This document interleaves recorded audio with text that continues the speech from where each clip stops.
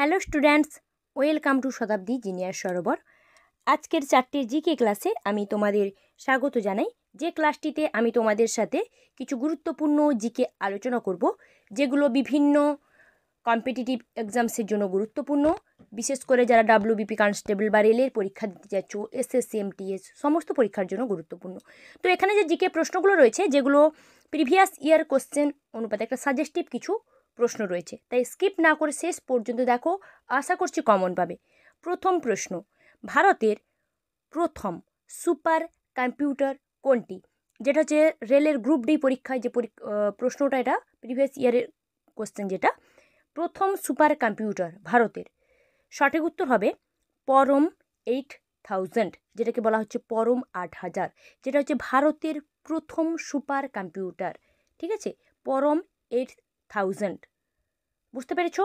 দেখো, এই ভিডিওটাতে তো আগে থেকেই তোমরা জানো কোনো অপশান থাকবে না, শুধুমাত্র কোশ্চেন অ্যান্সার শেয়ার করব। সাধারণ বিজ্ঞানের উপর প্রশ্ন রয়েছে এখানে। নেক্সট, জিমনোস্পার্মের রাজা কোনটি? জিমনোস্পার্মের রাজা কোনটি? কী হবে উত্তর? উত্তর হচ্ছে চিলগোজা পাইন, যেটা চিলগোজা পাইন নামে পরিচিত, যেটাকে তোমার জিমনোস্পার্মের রাজা বলা হয়। ঠিক আছে, চিলগোজা পাইন, জিমনোস্পার্মের রাজা। আচ্ছা, পরের প্রশ্ন, 3 প্রকোষ্ঠ বিশিষ্ট হৃৎপিণ্ডের প্রাণী কোনটি? 3 প্রকোষ্ঠ বিশিষ্ট হৃৎপিণ্ড থাকে।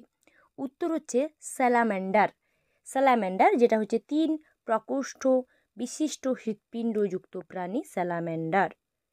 ঠিক আছে, হৃৎপিণ্ড হচ্ছে 3 প্রকোষ্ঠ বিশিষ্ট। আচ্ছা, পরের প্রশ্ন চলে যাই। 4 নম্বর, কন্ট্যাক্ট লেন্স মূলত কি দিয়ে তৈরি? বা প্রশ্নে থাকলো যে কন্ট্যাক্ট লেন্স যে তৈরি করা হয়, সেটার মূল উপাদান কি? দেখো, এই যে প্রশ্নগুলো আমি তোমাদের সাথে আলোচনা করছি, এগুলো কিন্তু সবই প্রিভিয়াস ইয়ার কোশ্চেন ভিত্তিক। সঠিক উত্তর হবে হাইড্রোজেল।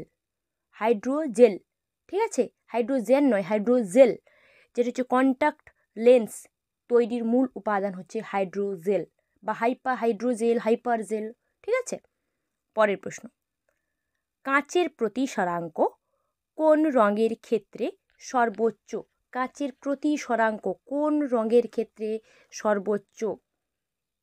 কী হবে উত্তর? উত্তর হচ্ছে বেগুনি রং। বেগুনি রঙের ক্ষেত্রে কাঁচের প্রতিসরাঙ্ক সব থেকে বেশি বা সর্বোচ্চ হয়, বেগুনি রঙের ক্ষেত্রে। বোঝা গেছে? আচ্ছা, চলো পরের প্রশ্ন আমি চলে যাব। নিউট্রন কে আবিষ্কার করেন? নিউট্রন কে আবিষ্কার করেন? যেটা হচ্ছে তোমার, এটা ডাব্লিউবিপি কনস্টেবলে পরীক্ষায় এসেছিল। নিউট্রন কে আবিষ্কার করেন? উত্তর হচ্ছে বিজ্ঞানী স্যাডউইক, যিনি নিউট্রন কণা যে পরমাণুর মধ্যে, ওই নিউট্রন আবিষ্কার করেছিলেন বিজ্ঞানী স্যাডউইক। ঠিক আছে, চলো পরের প্রশ্ন চলে যাব।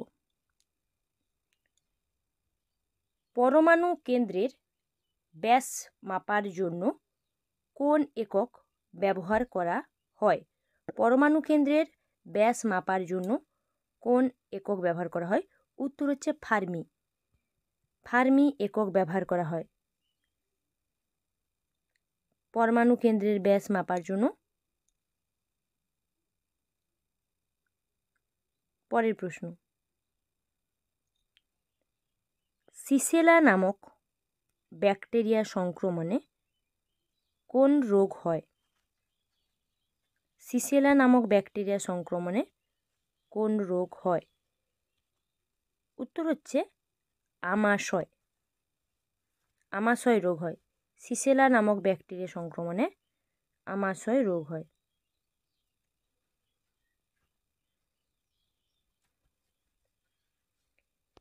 নেক্সট,